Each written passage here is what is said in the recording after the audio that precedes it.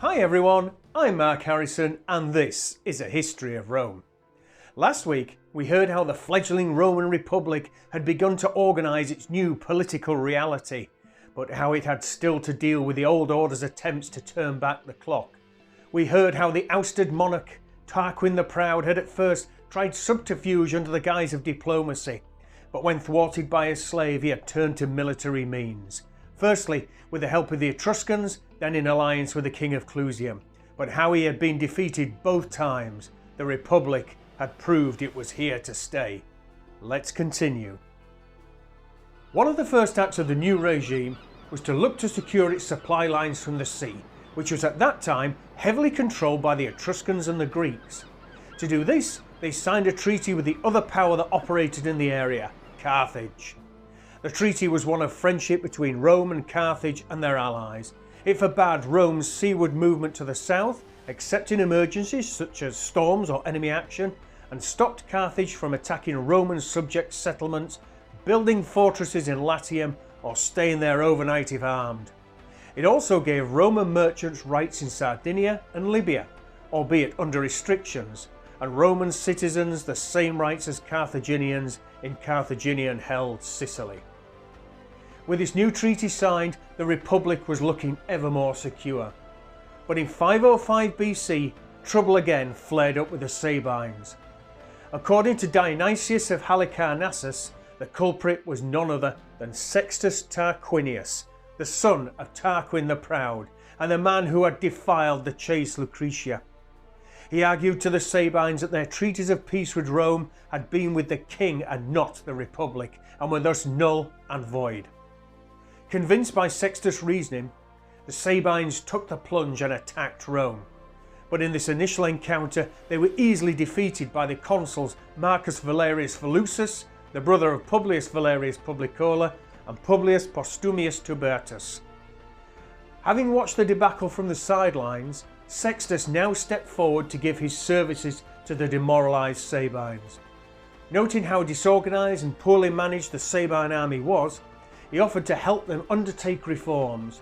In addition, he added another incentive to keep them in the fight. He told them that he could bring other fighting men over to their side. In this, he was as good as his word, convincing the Latin cities of Fidense and Cameria to join the campaign. The grateful Sabines now chose the path of all-out war and rewarded Sextus by making him their dictator. By 504 BC, the Sabines were ready to strike. Well, most of them anyway, for there were some who dissented against this war with Rome, with the most notable being a high-ranking man named Attius Clausus. Clausus was a known pro-Roman, but when it became clear that his stance was never going to be accepted by the majority, he took the radical step of leaving his home in Regillium in Sabinum, and along with his family, clients and 500 fighters moved to Rome. He and his entourage were welcomed, and a political point was made when they were all given Roman citizenship. Attius himself even being made a member of the Roman Senate. The final transformation from Sabine to Roman he later completed by Romanizing his name to Appius Claudius Sabinus Regilensis. Appius was, though, one of the very few to oppose war. So to counter the very real threat posed by the Sabines, Rome elected two experienced consuls for that year. Publius Valerius Publicola, who had held the post 3 times before, and Titus Lucretius Tricipitinus, who was in for his second stint in office. When it came, the Sabine army split into two, with part of it setting up camp just outside Fidense, and the rest staying within the city itself. The Romans countered this move by also splitting their army. The part led by Publicola faced off against the enemy contingent that was outside the city. Tricipitinus encamped his men on a hill nearby.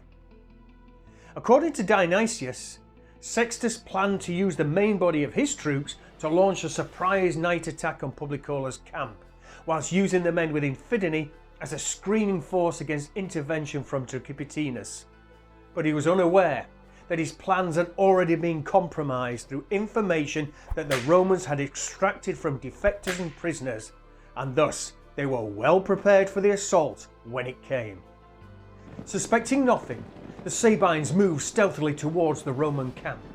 As quietly as possible, they filled in the surrounding defensive ditch. That job done, they silently scaled the walls and dropped into the camp. The fact that they had met absolutely no resistance, nor that they had not seen any sentries, should have been a massive warning bell to Sextus. But in his haste for victory, he had drawn the wrong conclusion, believing that the paucity of defence was simply the result of an overconfident Roman army being fully asleep. The fact was that the Romans were very much awake, and in the dark were just beyond the sight of the attackers, armed, armoured and in formation. Those assailants that scaled the wall and advanced into the camp were quietly and efficiently dealt with. It was only with the light of a rising full moon that the Sabines realised their mistake. Now seeing the Romans arrayed for battle and the bodies of their dead comrades in front of them, they panicked and broke. Publicola's men surged forward and attacked the fleeing Sabines, cutting them down, whilst Tricipatinus' forces now moved to bear down on the enemy troops from Fidene. The result was a massacre, with Dionysius giving figures for the Sabine force of 13,500 killed and 4,200 taken prisoner. This was a major setback for the Sabines, but in spite of it, they were unwilling as of yet to give up the struggle, continuing it into the following year of 503 BC. Again, however, they were to suffer defeat, this time to the consuls Agrippa Menenius Lenatus and Publius Postumius Tubertus, for which the former would receive a triumph and the latter an ovation. These struggles with the Sabines were not, however, the only thing that Rome's army was concerned about. For two towns in Latium, Suessa Pometia and Cora, had recently revolted against Roman control, and in their struggle for freedom they were not alone. The Aurunci tribe from the lands just to the south of the Volsci had come to help. The opposing forces met in open battle, and yet again the Romans were victorious, forcing their defeated enemy to retreat to within Pometia. Now with the Latins in a secure defensive position, the fighting dragged on into the following year. Under the new consuls Opita Verginius Tricostus and Spurius Cassius Viscalinus, Rome looked to put an end to things by storming the town. But the attack was a failure. With few other options remaining, the Romans settled down to besieging the town. Yet this too failed when the Aurunci sallied out from Prometia and destroyed the Roman siege engines that were under construction. Now losing patience, the consuls elected to return to Rome to increase the size of their forces through new recruitment and to construct more siege weapons before returning to Pometia to crush the enemy through overwhelming force. Despite their previous success in holding the town, it was clear to the Pometians, upon seeing the size of the army now arrayed against them, that there was no way to win in the long term. They chose to surrender, hoping that the Romans would be lenient. Tricostus and Viscalinus were, however, not in a generous mood. They razed Suessa Pometia to the ground before selling off its land to the highest bidder. The Pometians themselves they sold into slavery, and as for their Aurunci allies, the Romans had their leaders beheaded. In 501 BC, the Sabines came looking for peace, but Rome, feeling aggrieved by previous Sabine aggression, demanded heavy payment in exchange for the ending of hostilities. The Sabines, unwilling to pay, refused the offer, and so the war went on. At the same time as the Sabine discussions were going on, word reached Rome that there was further trouble in Latium, where upwards of 30 cities had now joined in league against them.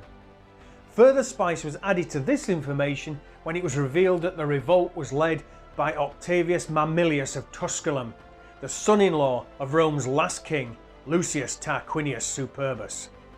Faced with this double threat, the Romans decided to temporarily suspend the dual consul system by appointing Titus Latius as Rome's first dictator, with Spurius Cassius as his magister equitum, the master of the horse.